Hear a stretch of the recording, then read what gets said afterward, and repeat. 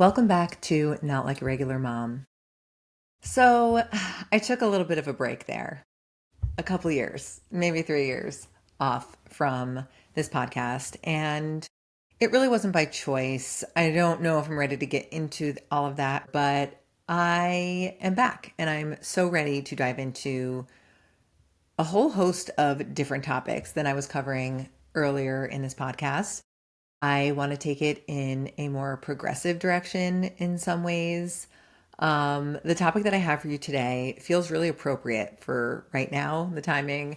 And just as my first episode back, I think it's something that I'm really passionate about and I can talk forever about it. So let's get into it. I'm going to be talking about the holidays and everything that falls on women and all of the things that, to be honest, I do want to preface this because, to be honest, I didn't recognize a lot of these things until a few years ago. I didn't recognize the things that I didn't like about the holidays as, connected to the patriarchy or things that were not actually baked in inherent to the holidays. There were just things that were just sort of part of my culture or our culture. And now I can't unsee them. So I don't want, what I want to preface this with is I don't want you to feel bad for not recognizing these things. And I also don't want anyone to be like, well, duh, if you have recognized these things, because I think we're all sort of on our own paths here. So I have broken all of these things up into 6 different categories. So, and some can fall under multiple categories. So I have family stuff, gift giving, the mental load, invisible labor, and emotional labor. Those are 3 different things in one category. Magic making, hosting, and misogyny, patriarchy, and domestic inequity.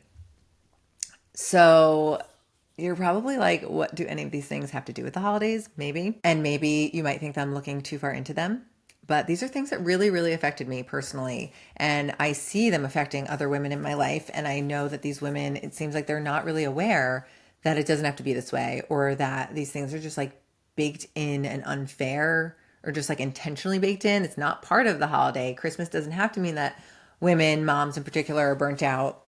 And I also want to say I'm going to be talking about things in a very heteronormative way, just because that's the experience I have. And that's what I feel most comfortable speaking about with any sort of authority. But I don't want to not recognize the different, how I don't mean to intentionally overly gender things. It's just kind of part of my experience. So let's get into it. Okay. So first we have family stuff. So this is like everything that has to do with maintaining family connections.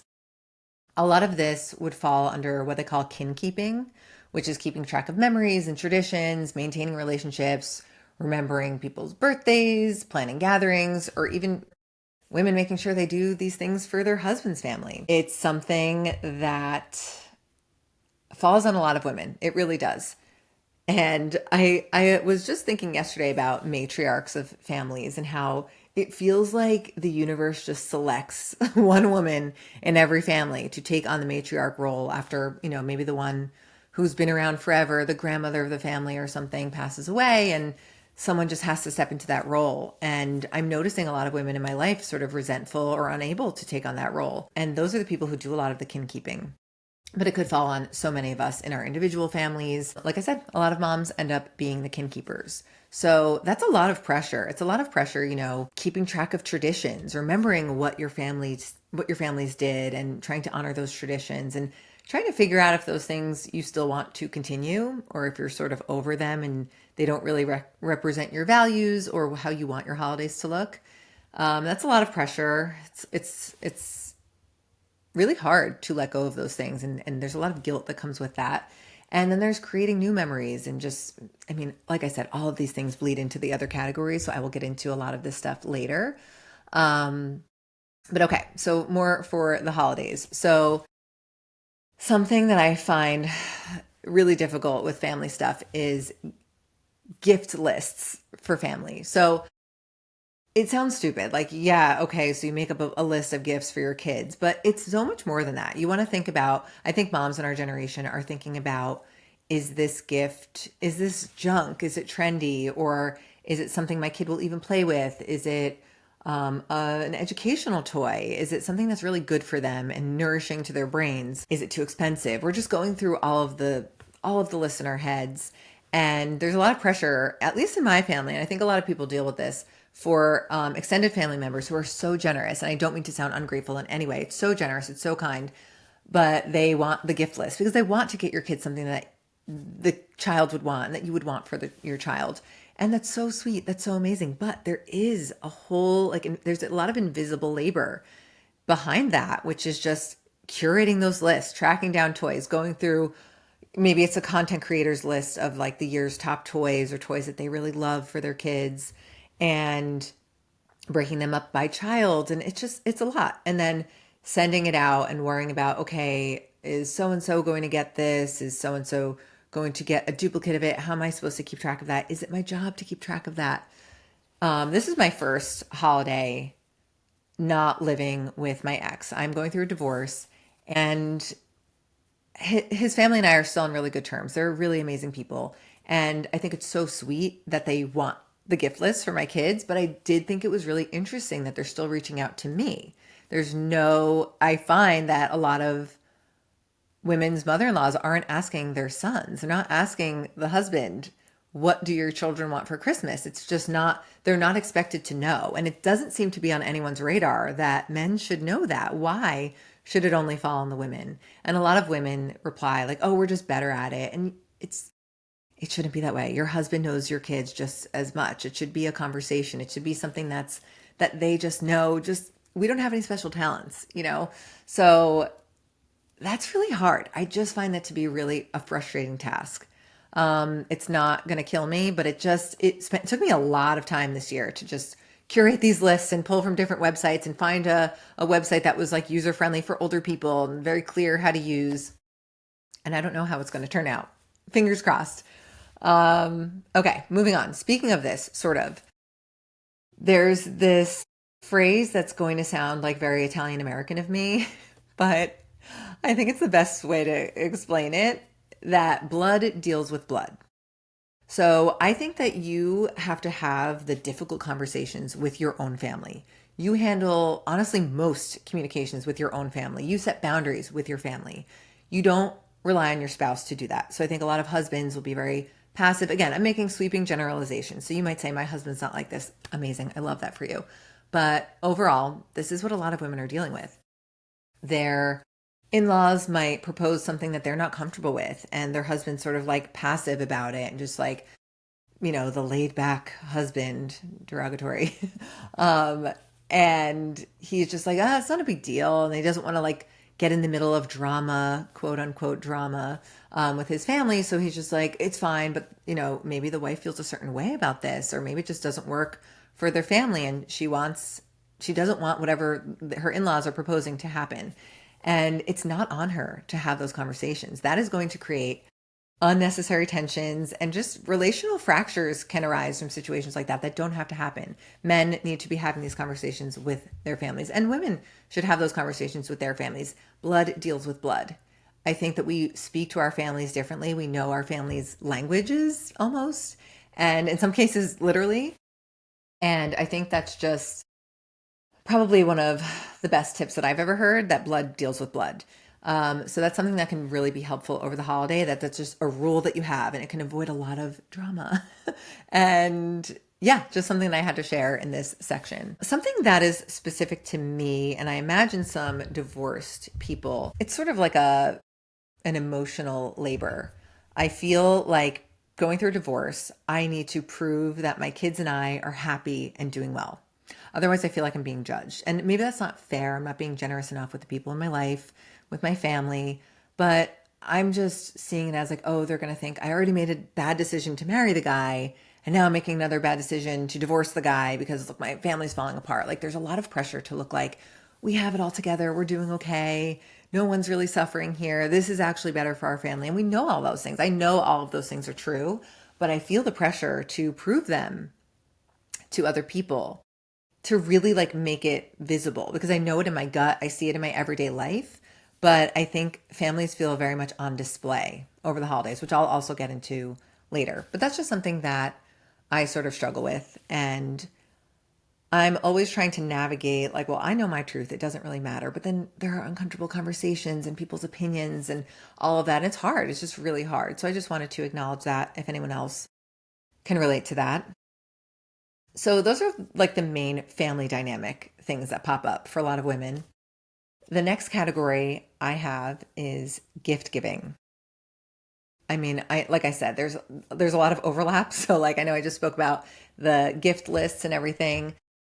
But oh boy, this one is packed. So first we have holiday cards, and I will be the first to say I've never done a holiday card, like a photo of my family, sending it out. I applaud everyone who does that. It's so much work. It's too much work for me to justify. It's just kind of like not worth it for me.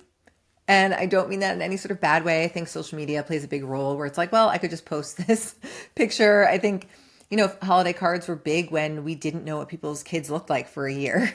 And now it just kind of feels unnecessary to me, though I fully understand and respect the tradition. I think it's really sweet. I actually love receiving them. I think it's so sweet and fun. I'm so honored to be on people's lists, but it's something that I just can't take on during the holidays. It's one thing I'm just like, I can't do it. So it's also a good example of kin keeping. It's like, okay, I need to let our families and friends know that we're thinking of them and we want them to be part of our lives and let them know what our kids are doing, what they look like. And it's just a very tangible example of kin keeping. But families who send out holiday cards have the daunting task of just the organizing and keeping track and tracking down everyone's addresses when they move every year, like making sure the addresses are right. That has to take a whole day in itself. And then selecting a photo out of literally hundreds of thousands of photos we have of our children on our phones, or participating in the dreaded holiday photo shoot, like, and then everything that goes into that, picking the outfits, making sure your kids aren't sick, they're not cranky, navigating, planning the best time for it around nap time and all of that. Lots of bribery and just not feeling our best. I don't know anyone who's had like a photo shoot experience that is properly reflected in their photos. Their photos look amazing. And then I'll talk to them later and they'll be like, that was a nightmare. It was an absolute nightmare. And it's like, is it worth it? We put all this pressure on these things. And it's like, is it worth it? So then you have to create the design of the card, and you have to upload all of the addresses, put them together in the envelopes when they arrive, take them to the post office to be mailed out. I famously hate going to mail something. I think that is the most annoying task. I don't know why. So it's just a lot. There's a lot of steps involved, and that's what I think a lot of the mental load is that a lot of men don't understand. So the men maybe participate in taking it to, again, generalizations, maybe they participate in taking it to the post, taking the box of letters to the post office or putting them in envelopes. But it's all the planning that's invisible that goes into it that falls on women because it's so invisible, because a lot of it's like, mental labor, invisible labor kind of are similar. I mean, the mental load and invisible labor are kind of similar, but it's just so much that it's hard for us to express because you can't see it. You can't, I mean, someone can sit there and watch you do all these things, but there's so much. There's just so much that goes into that. So I applaud anyone who's doing that, but consider that maybe it's not worth it. Maybe it's not worth all of this. And maybe I'm just really checked out and there are companies who are doing, I do know that companies will actually mail them out for you, which is amazing, but I'm sure that costs extra money. A lot of the things that I'm talking about, they either impact your time or your wallet. And I don't know anyone who has like a surplus of either right now. So either way, it's really, really challenging. Okay, so back to gift giving, planning gifts, budgeting for gifts, comparing prices, tracking sales, like that, again, more invisible labor of just like being cognizant of, okay, Black Friday is coming up, Cyber Monday, any other sales that are coming up, being mindful of the shipping dates. Will we get it in time? There's so much of that I don't ever hear anybody talking about, but that's a lot for me where I'm just like, am I getting the best deal? What's our budgeting? How much are we spending? There's a lot of math involved in all of this. And it's a lot to figure out. It usually falls on one person because they're the one doing the shopping. So it's easy to come up with a budget maybe and say we can spend X amount on our kids, but then to break that up if you have multiple kids, okay, how does that break down? And then to find the gifts and just making sure you have the right price, because there's nothing more frustrating than getting something and then it goes on sale like a few weeks later and you're like, oh my God, like It's just, it feels there's so many opportunities for guilt in all of this. Um, so yeah, that's something that weighs a lot on women. And then of course, wrapping the gifts. I don't hate wrap. I actually kind of like wrapping gifts, but it's really hard because you have to do it when your kids are at school and then your kids have like no school during the holiday season, which is infuriating. And or they're sick, they're homesick. We've been dealing with a lot of these things. So you don't have as much time as you think. You don't want to save it until the night before. It's just a lot. So then there's hiding the gifts. So you wrap them, you try to figure out a place to hide it. Depends on your house, your situation, like where can you put this that your kids won't find it, depending on how old they are. And we'll get to trying to keep the magic alive later. But yeah, it's a whole thing that I know a lot of husbands will inject a whole lot of benevolent sexism into the equation, which is saying like, "Oh, but you're just better at it than I am. Women are just better at those things. You do a better job than me." No, we're not doing that anymore. Men can learn the skills that women have learned. We don't have any special skills unless you are a professional gift wrapper. Then yeah, that's one thing. But a lot of times men are just like, I'm just not good at it. But the only way you get good at something like that is to practice. And I don't think children are looking at their gifts like, oh, this looks really bad. But men will sometimes do. I remember Paris Hilton really in the 2000s, really coining weaponized incompetence without naming it. She was just like, if someone asks you to do something that you don't want to do, just do a really bad job at it. And they'll never ask you to do it again. And so much wrong with it. And that is weaponized incompetence. And men often do that with gift wrapping and other things around the holidays and life. But it's not fair to women because that means we are the ones that have to do it all because the other side of that is that it's not even just like not done up to our standards, it's just not done well at all. It's not even acceptable, and it just feels almost disrespectful to have like very very sloppy gifts and or just wrap just I don't know. It just kind of takes away from the whole vibe of how we want Christmas to go.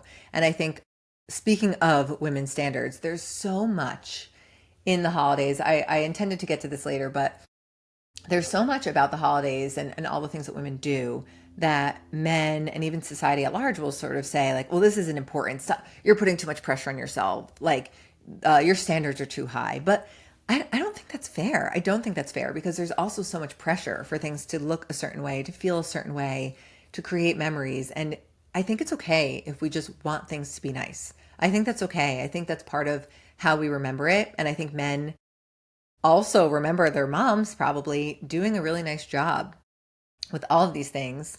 And that's part of their happy memories of the holidays. And I think that if men were the ones running holidays, things wouldn't feel as good as they do. And it's so complicated.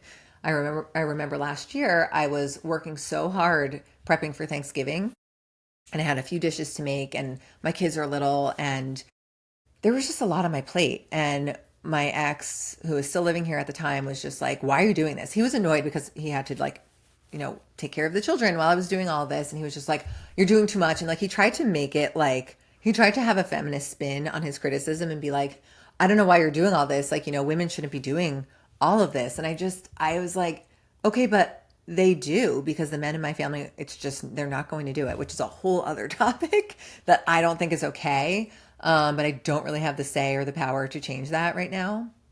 And I was like, if we don't do it, who's going to cook? And he's just like, I don't know, order from somewhere. And it's like, men are so quick to, first of all, just exploit someone else's labor, make someone else work on a holiday. Because if I was like, what would you do if it were up to the men and you had to, in your family, and you had to do all this? He's like, I just wouldn't. And I would just hire someone. So it's like quick to exploit someone else's labor and never willing to do it themselves. And at the same time, acting like it's stupid and frivolous and that it's just women choosing to make it this extreme. And that's just not the case. It's just not the case. Yes, in some situations we put a lot of pressure on ourselves, but overall, the whole holiday and just like the running of the holidays, like cooking for Thanksgiving is what he was criticizing. Like you don't often have a choice. Like sometimes these things just have to be done. And of course you have the option to opt out of everything, but I'm just talking about for people who are opting in to these holidays. Okay. Next on my list. Okay. Teacher gifts. This is so hard. This one has been really hard for me. Up until this year, or up until last year, I was getting every single one of my son's teachers a present and a handwritten note in a card. And it wasn't anything crazy because I know that teachers want cash and gift cards. And great, that makes it easy. But at the same time, it was a lot of money, a lot of budgeting. It was like almost $300 for both of my kids and their teachers because I was doing the gym teacher, the art teacher, the music teacher, and like I thought they were amazing. They should receive gifts, but it was at the expense of like our finances for sure during this really expensive time of year. And also like the hours that it took, like gift cards for some reason you cannot get from like Target curbside drive up. You can't get gift cards like that. So you have to go into the store. As a mom with my kids, the ages they are now, I'm just so used to just doing drive up. I'm very spoiled like that going inside a store is like a whole thing. Either you lug your kids in and deal with all of that, or you have to find a time to squeeze that in. So that's annoying in itself. Maybe that's just a me thing. But then you have to make sure you have enough cards. And you have to make sure, like, I have a list in my phone of like every teacher and how much I'm giving each teacher. Is it the same for everyone? Is it a little bit more for their main teacher? It's a lot to keep track of. Again, the invisible labor, the mental load. And then writing out the notes, the personal notes. And it's a lot of work. And then either trusting your child to bring them to their teachers or hand delivering them yourself. And again, making time for that. And it's never been on my ex's radar ever. And I don't think it's on a lot of men's radars to do things like that. So it often falls on women. And it's just, there's so many details that you wouldn't think in just teacher gifts, but it's just another thing that falls on mom's plates among everything else we're dealing with. So all of these little things, you might be like, Michelle, you're being so dramatic. It's not that bad. But again, they all add up. And I just don't see or hear of a lot of men doing these things. Okay, moving on. Picking out gifts for your in-laws. This is something that's super interesting for me because my ex never picked out a gift for my mom. And I love my mother-in-law. I'll always consider her my mother-in-law. But I always had to pick out a gift for her because my ex never thought of it and it was just never on his radar. He didn't know. And I also felt like it was a bad reflection on me if I didn't get her a gift, if we didn't get her a gift. It made me look bad if I didn't get something nice or thoughtful. And it was just like, an afterthought, very clear afterthought from him. And I don't know why, but things like that just fall on the daughter-in-law. Like it makes us look bad. And that is so unfair. But it is just the case. It's like, oh, you didn't think of me. You, the one getting all the gifts for the family, didn't think of me.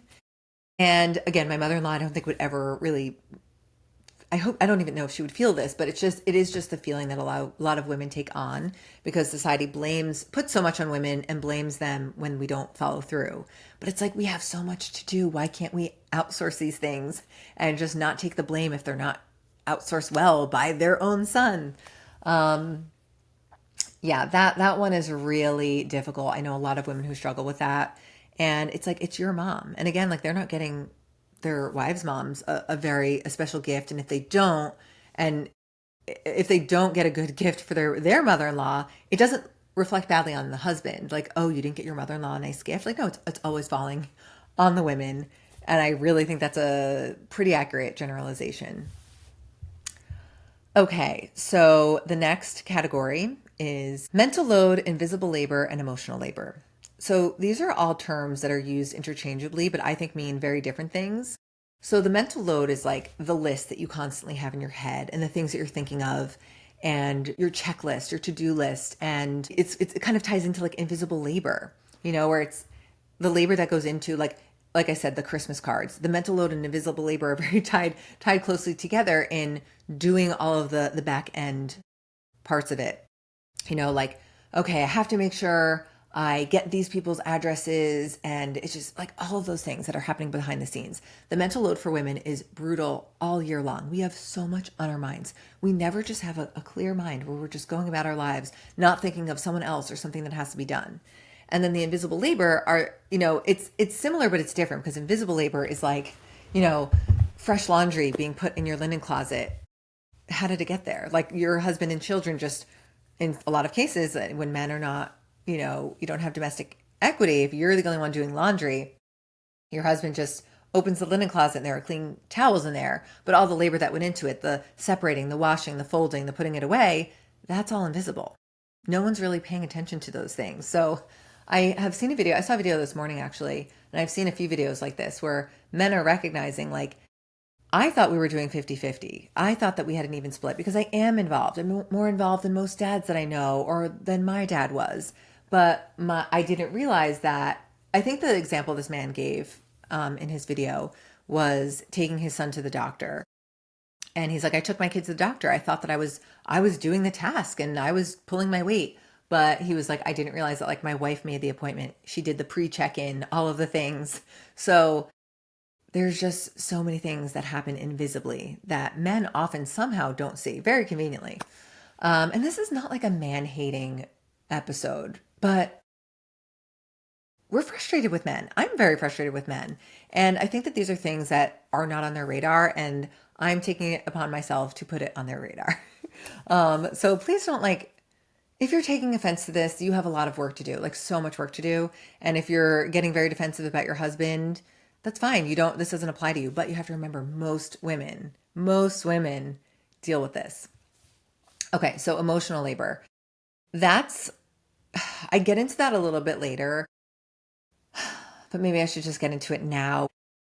Men often weaponize bad moods, specifically on holidays. Now, women are running around doing everything. Not only are we doing everything, we have to look good while we're doing it. We have to look happy and be grateful while we're doing everything. And men are not only allowed to not do those things somehow, but they're in bad moods sometimes. Like one thing sets them off for the holiday, and instead of looking at the bigger picture and being like, okay, it's Christmas, I'm not going to ruin Christmas, they weaponize their bad mood and everyone pays the price. The whole tone of the house, the whole tone of the holiday party can shift if a man is in a bad mood. He's allowed to be in a bad mood. I've never, ever, ever seen a female family member in my family be in a bad mood on a holiday. It's not a thing that they're allowed to express. Not to say that my family would do anything, but it's just something that we have it's just like an unwritten law for holidays that like women have to be cheery and keep it going and swallow anything that's upsetting you. And often like these women whose husbands are weaponizing their bad moods are really upset, and they can't really show that. There's so much shame in showing that to extended family, or you don't want to ruin your children's Christmas. So we swallow it. And I think that's part of the emotional labor. It's just like putting on a smile, grin and bear it the whole day. You're exhausted. You've done everything. And if anything goes wrong, like you just have to suck it up and be smiley and be cheery. So it's two things. It's like women having to always perform happiness and joy while they're doing everything,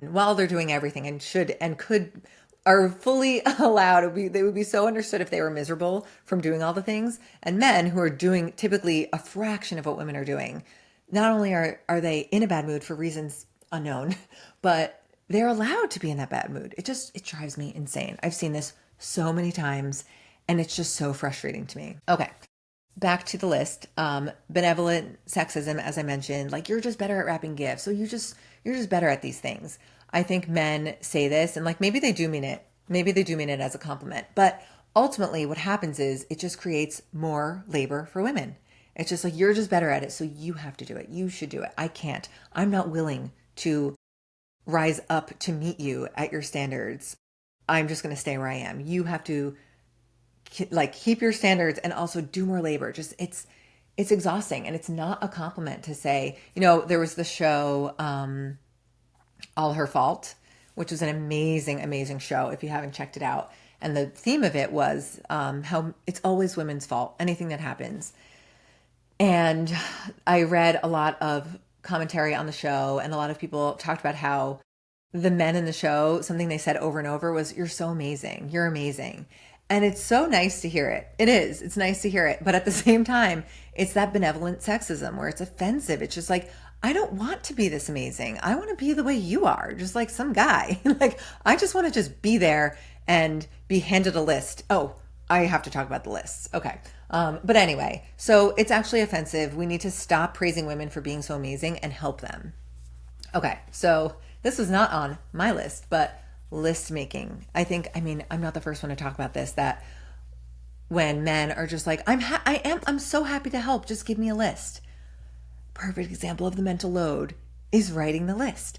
thinking of everything that would be helpful for the husband to do and making the list, writing the list and giving it to him, and then having to often explain how to do things or like where certain things are in a grocery store. It might seem stupid, but there's like a million tabs open in our brain. And there's a term for this. I forget what it's like, something about like task switching, or like mentally, like a woman is doing something and she gets a call from her husband at the grocery store and he doesn't know where like the cream cheese is. You have to stop what you're doing, mentally switch, explain where the cream cheese is, and then get back to what you're doing. It's very disruptive. And again, these are just things that men don't often deal with, and women deal with it so often. And during the holidays, it's just another thing on our plates. Okay, this is something that I never really recognized until recently, that if your office, if your workplace has women and you do Christmas presents or birthday presents, anything like that, it's often the women who are planning these things. It's often women who are thinking of it, getting ahead of it, searching for the things that might be perfect for certain coworkers.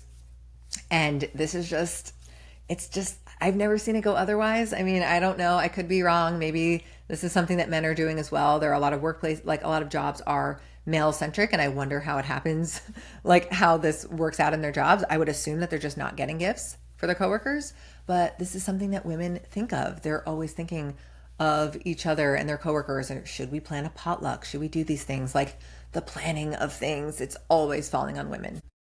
Next, I kind of covered this, but the expectation to be joyful and grateful.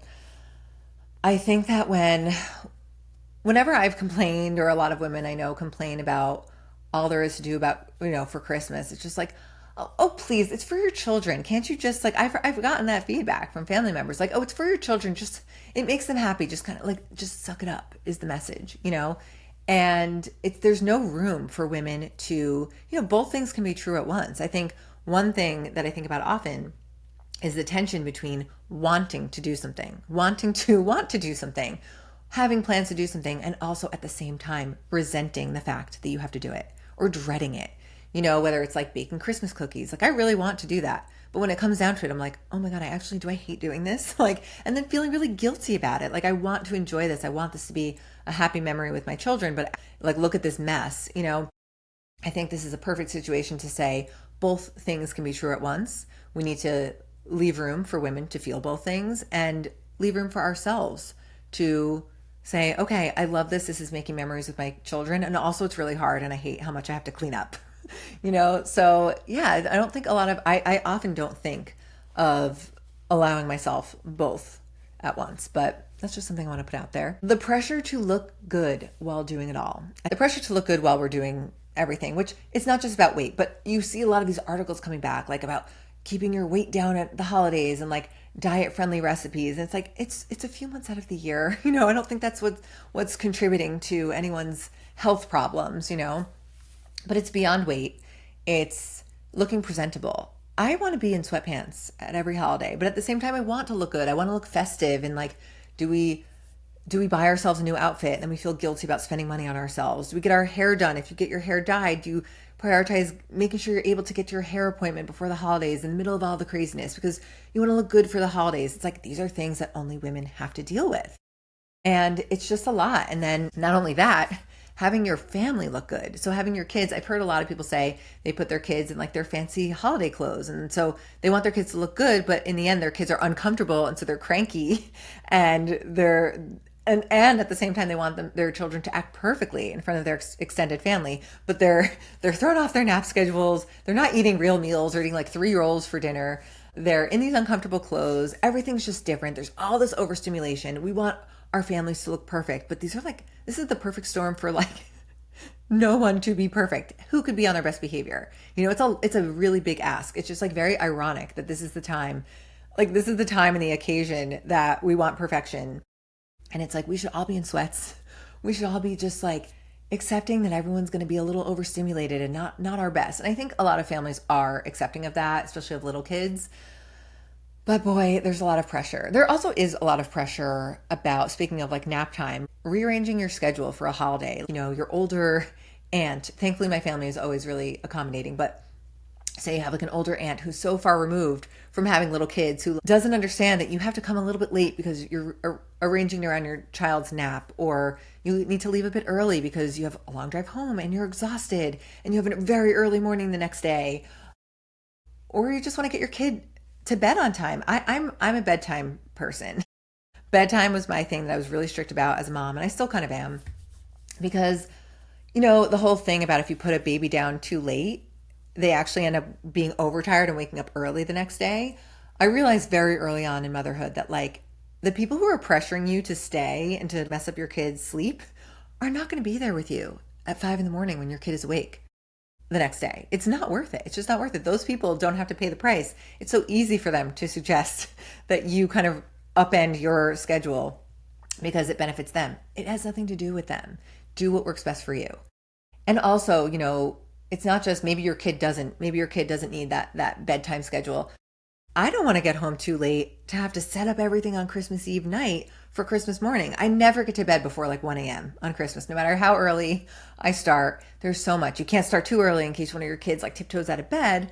So it's a lot. The night starts very late and there's so much to do. So try to not feel pressure. Try to be like lighthearted, have conversations, and just, you shouldn't have to be like self-deprecating, but just be like, I don't want to be up until 1 a.m. I'm exhausted. Unless you want to come over, you can come over and help out, but stick to your guns on things like that. There's so much pressure from other people, but don't listen to it. Let's see what I have next.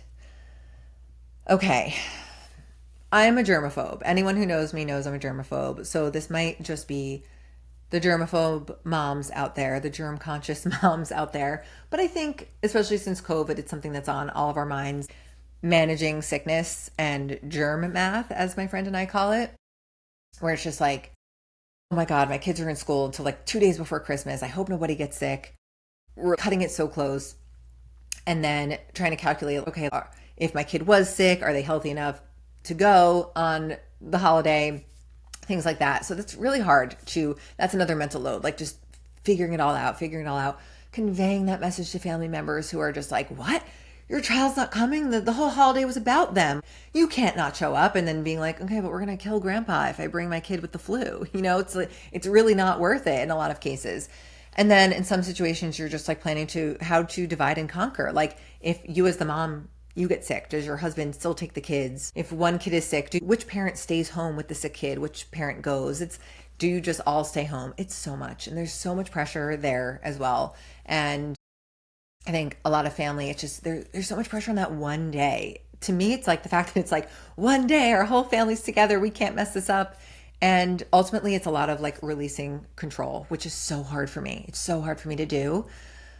But it's tough. And I think since COVID also, you feel like, oh, we miss so many holidays with family and, they haven't seen my kids and they didn't get to see them for those years. We have to make up for it. So try to release and take it one day at a time. That's what I tell myself. This is something that I'm actually not sure. I will admit that I'm not sure who typically does this. I'm assuming just because like everything else that's planning centered falls on moms. It may fall on moms, but I'm happy to be corrected here. Planning and booking travel for the holidays. That's something. I don't travel far for the holidays, but I can only imagine. I was talking to a mom at my son's school and she was saying her family lives in the Midwest. So she's like, I clean my whole house because I need to come home to a house that looks like no one lives in it. And I understood that so much. I love that. Love to come home to a clean house. And I think she said she even like takes down all the Christmas stuff before she leaves. So, because she just wants to come home to like the holidays are done. And then she goes out to the Midwest, takes a flight with little kids, again, hoping they're not sick, I'm sure, goes to see her family who she doesn't see very often. And then she comes home. I think she said she comes home before Christmas. So maybe she doesn't take the Christmas stuff down. I don't know. But regardless, it's so much work. It's so much planning. Packing for trips. That falls on women. That just falls on women. And the husband packs for himself typically. So like planning everything, packing gifts, I'm sure it's just a nightmare, or just mailing them so they get there sooner. There's so many logistics to think about. Like I said, I don't have personal experience with this, so I'm probably leaving out so many details, but it's overwhelming. Okay, this next one on the list is that I basically become like a walking calendar. I think a lot of women do. There are so many things to remember during December. Whether you're doing like a white elephant party with your friends, God forbid, for once you have a social life, or you're doing a get together with, extended family before the holidays because they celebrate with other family, or just the school events, things like that. There are so many things. And this, I must bring up the school spirit, like theme days. Oh, we were supposed to figure out, okay, my son had holiday hat day, holiday regular theme day, Grinch day, holiday sock day, holiday pajama day. And my kids go to two different schools because of their ages right now. So I had to keep track of two different schools, multiple events. And it's just like, who's having their holiday concert on this day and then the pajama day the next day. And being in two different households, what happened this morning was that it's really tricky. It's really tricky. My mom guilt this morning was out of control because my kids had been with their dad the last 2 days. So it's on him technically to dress them, take their clothes and all of that and be aware of their school schedule. But he didn't. And it was pajama day. And I had special pajamas that my mom got my kids for their pajama days. And I was beating myself up because I forgot to hand him the pajamas. But in the end, he didn't remember that it was even pajama day. Which, sure, we're human, but like I was beating myself up. He couldn't care less. So, and I'm not bad mouthing my ex. It's just like how men and women typically deal with these things. He thought I was just making a big deal out of nothing. And to me, I was just imagining my son walking into his school, and he's a little guy, and just walking in and seeing that like he was the only one without pajamas on. So I just like booked it, got in my car, drove his pajamas to school, put them on him. And it's not even my day with my kids. I have a million other things to do. It's a week until Christmas. And I put his pajamas on, and teachers were like, he was a little sad when he walked in, but he was rallying. He was fine. He moved forward. But I understand, we're moms, we get it. But so there's so much guilt if you forget and you have to keep track of everything. And another friend of mine whose son goes to a different school, they were given, I think this week, maybe on Friday, but I think it might have been on Monday, like, hey, we decided we're going to do a Grinch theme, a Whoville theme. Dress your child like a member of Whoville. The only thing I can think of is like prosthetic noses. Like, what do you mean dress like a member of Whoville? What does that mean? So it was beyond like Grinch Day, wear green. My friend was like, do I go out and buy an outfit? That's expensive. If I order it, will it get here in time? Should I make something? It's like we put moms in this position. We create situations where they're going to feel guilty. And I hate it. I resent it so much. And I always wonder, like, who does this benefit? I don't think my kids really care. I don't know if I'm lucky that my kids don't really care so much about these things. I mean, the pajama days they do kind of like, but it's so much pressure. Like, is it really worth it? Again, is it a situation that's worth the effort? Okay, moving on to the next topic, magic making. Now, I know a lot of parents are very progressive in that they're like, I'm not lying to my kids and I'm not putting pressure on myself to do Santa and Elf on the Shelf and all of that. I love that so much for you. I wish I could get there. I just like got really sucked in too early on how fun it is to like have kids believe in things. And I mean, I'm having some regrets about it now as my kids are getting older, but regardless, most parents do some sort of magic making over the holidays, even if it's just like making the memories, things that like feel like kind of exciting for kids and magical for kids, like baking cookies and doing all of that. It's like there's so much work behind all these things. Decorating your house, that feels magical to kids. There's twinkling lights, the trees, and there's a tree in your house. Everything is sort of fantastical for children. And it almost always falls on women. I have a fake tree. I don't know. I'm sort of neutral about it. There are a lot of parents who take their kids to cut down trees, which I feel like I knew maybe like one person growing up who did that, but now it's a thing that a lot of people do. And it's like a whole other event that you have to do. And it's so much money. It's like creating the magic, decorating, breaking out all the holiday stuff. And like when I open those bins, I'm just like, oh my God, I can't believe I have to put all of this out. And I like to clean before I put it out. So I'm not just putting it on a dusty shelf. And then setting it all up and your kids want to get involved and that's supposed to be fun, but then it's just really like, it turns out the lower third of your tree is just very heavy and sinking because that's where they can reach the ornaments. And if you're like me, I had to really let go of having things perfect and pretty and embrace the little like chaotic tree that my kids make and inevitably breaking 1,000 ornaments. Anyway, aside from all of that, the magic, the illusion of the magic is, oh my God, there's so much to it. The Elf on the Shelf. I don't use the elf as a surveillance tool for my kids, to be honest, but it started out because I think this is how it starts for a lot of parents, where it's like your kid comes home, it's like, hey, how come my friends in school have an elf? Why don't I have an elf? And then you're like, oh, the elf will be here in 2 to 5 business days, actually. Because then you get online, you're like, oh my God, I need to order an elf because your kids feel bad. So That's a lot. There's a lot that goes into the elf. I mean, I love to get like crafty and weird, but I don't buy into the elf, insane elf creativity where they sell like outfits for your elf. That's great if you're into that. That's fun for you. I actually think it's hilarious. But for me, it's just so much. It's so much at night after bedtime. You have to do this whole set up a whole scene. It's a lot. So I don't do all that, but I see a lot of parents doing it. I always wonder, like, would this exist? Like, if a tree fell in the forest and no one was there to hear it, like, if Instagram wasn't a thing, would we be doing this much with our elves? I just don't know. And then remembering to do the elf. I have a reminder in my phone because I just could never be expected to remember that every night after a long day. Just like, oh my God. And then the elf, like I've been laying in my bed and my eyes will just like, just all of a sudden open. I'm like, wait, did I do the elf? It's like, it haunts us for at least 24 days of the year. Some people do it earlier, which I am like December 1st, not a day earlier. And then of course, Santa. I decided to do the Santa tradition with my kids. And I remember thinking about when my son was like 5, my older son, I was like, okay, but what about the kids in his class who their parents can afford the gifts that they want? And the children think that Santa brought it.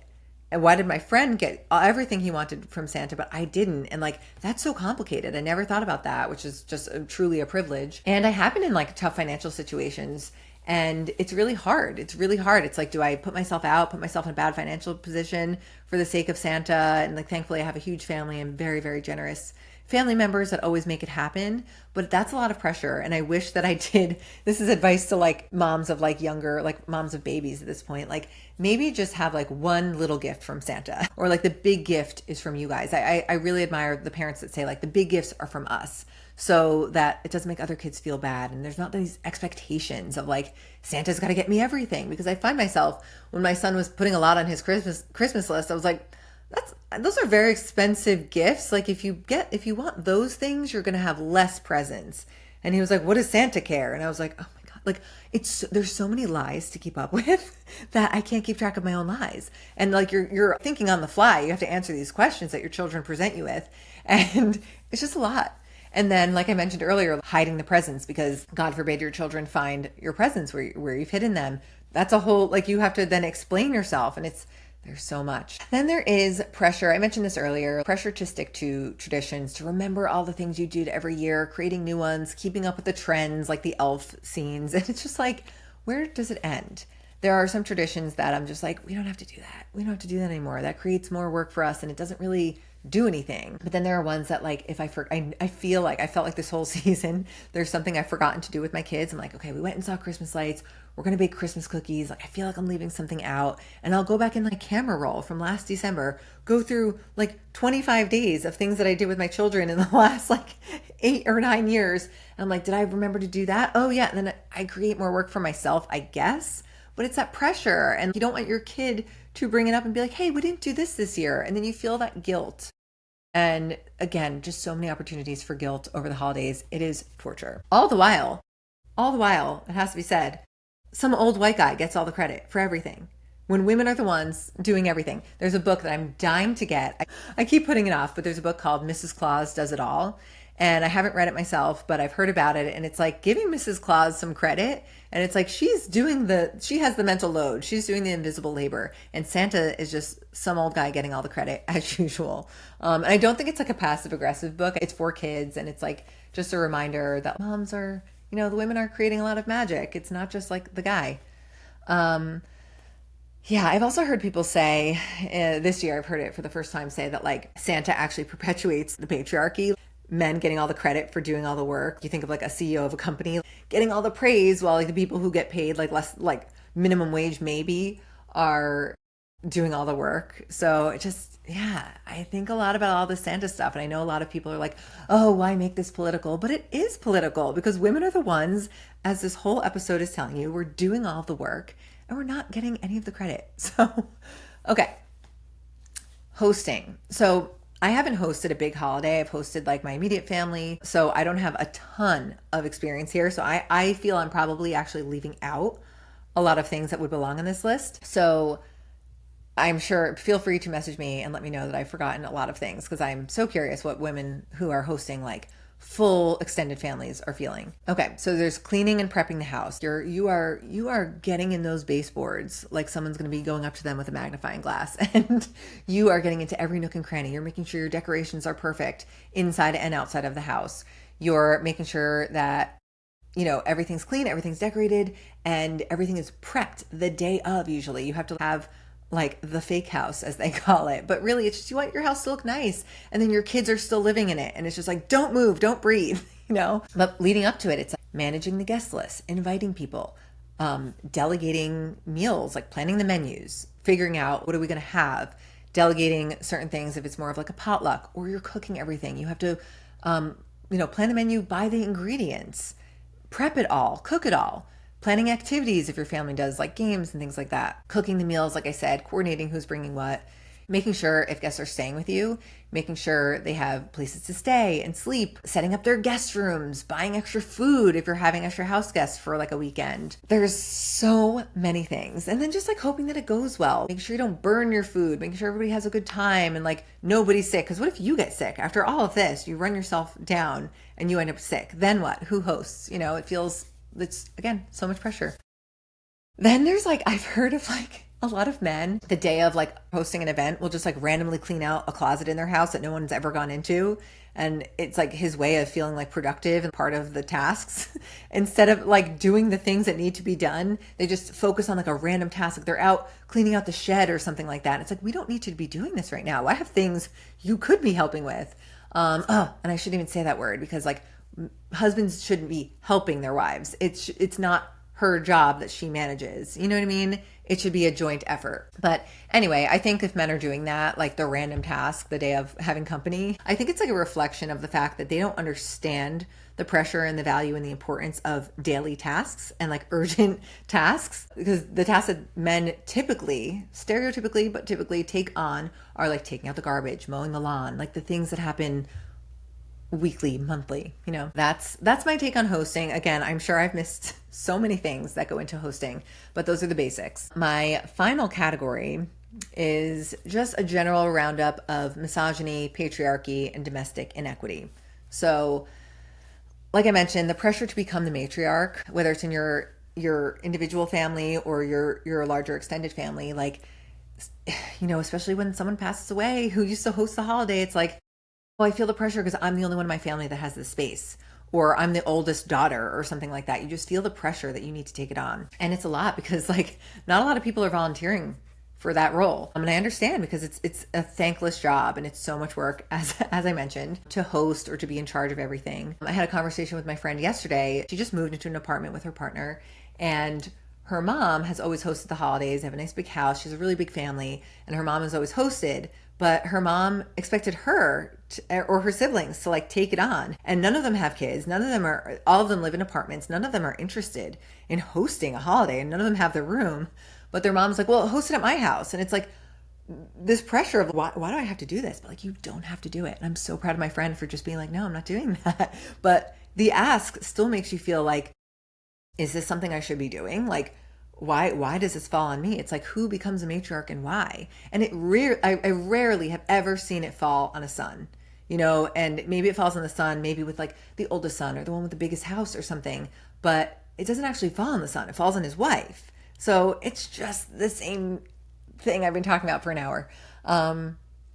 Okay. Another hot topic in the last few years I've seen on social media and have felt my entire married life, especially as a mom, is the topic of husbands not filling stockings, or moms having empty stockings, pretty much. Moms are doing everything. We're doing everything for everyone during the holidays. We're remembering everyone's gifts. We're getting personalized gifts, putting a lot of effort into everything.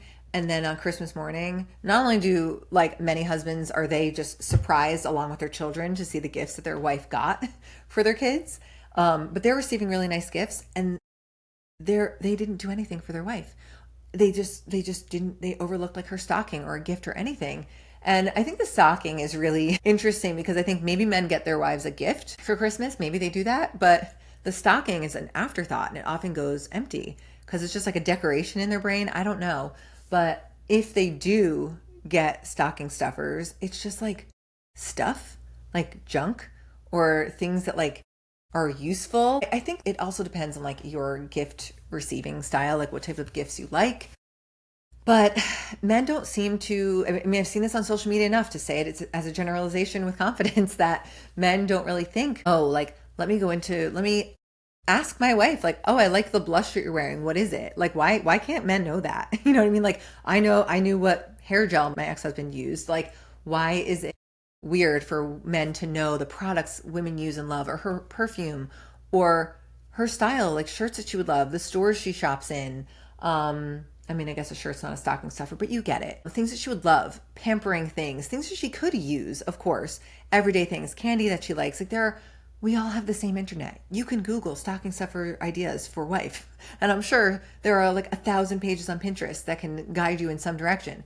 But often women are really disappointed on the morning of, but they have to remember, keep that smile on their face and never show that they're upset because it'll ruin Christmas. So yeah, that's a really big topic. And I can feel that pain. I definitely can understand that. Um, oh boy, this next one is something that I really feel in my family and family members. I'm so sorry for calling you out, but my whole life I noticed that the women in my family were doing the cooking, the planning, the prepping, the plating, everything. And then before and after the meals, like the guys are just either before the meals, they're picking on all of the appetizers and everything, but the women are prepping the food to go in. And then after the meal, the men are sometimes full on napping on the couch. Can you imagine getting a nap on a holiday as a woman? Like what? So it's just really infuriating to look around and be like, wow, not only are the women doing all the work and they're the ones who should get to rest, but the men who haven't contributed to this holiday are the ones resting and who are so tired. And everyone's so understanding that they're so tired. From what? I'm tired. We're all tired. So it's a lot. And the women are also usually like managing a lot of the childcare on top of it all. So it's crazy. And I know that happens in a lot of families and it's just the norm, but like we need to disrupt this. I don't know how. I imagine like what would happen if we just told the men, we're not doing anything. Like we just go on strike for a holiday. I don't think the holiday would happen, truly. It's really, really nuts to me. Okay. Last but not least, winter break childcare. I think this starts in November for all of us, that like November, what do people call it? Like no school November, because there's just like a million days off between Thanksgiving and teacher conventions and conferences and all of that. Election day. There's maybe like, I don't even know if there's a full week of school in November, but then December, same thing, winter break starts. And who typically takes off from work if you're not also, a teacher or something? A lot of times it's women, or women will like try to work from home that week. It's an impossible, I mean, this is like an issue in our country for sure. This is systemic, that we all should have that time off. If schools are closed, workplaces should be closed as well. And I know that's not always possible for everyone's job, but I think most people it would be. It's just, corporate greed. But it's really tough. It's really tough. And maintaining your sanity while kids are like not on any sort of schedule and just bouncing off the walls. There's not much to do. It's cold outside. It's really hard. So that is something that I think often falls on women to try to figure out. And if you're not the only one taking care of your kids, you're often setting up play dates or activities for your kids to do. And you're cleaning, you're still cleaning up after the holiday. It's like there's more stuff for women to do. It doesn't feel like it ends. So after all of that, an hour's worth of things that fall on women, I would love to hear some feedback, how you feel this reflects your personal experience. If any of this is really shocking to you and you're just realizing it for the first time and it feels like a relief, or if you're angry, I just want to hear some feedback. And if you can't relate to this at all, that's amazing. I'm so happy for you. I hope you are in an egalitarian marriage and your family's super supportive. Like I want that for every woman. So I'm not mad about it. So yeah, please leave some feedback. Follow along. I'm hoping to have an episode at least every other week. You can follow me on Not Like a Regular Mom podcast on Instagram. I'm also starting a YouTube channel, so you can find it on YouTube, Not Like a Regular Mom podcast. And yeah, be patient with me as I bring this podcast back to life. I'm reviving it after being dead for a few years now. So thank you so much for listening, and I will see you next time.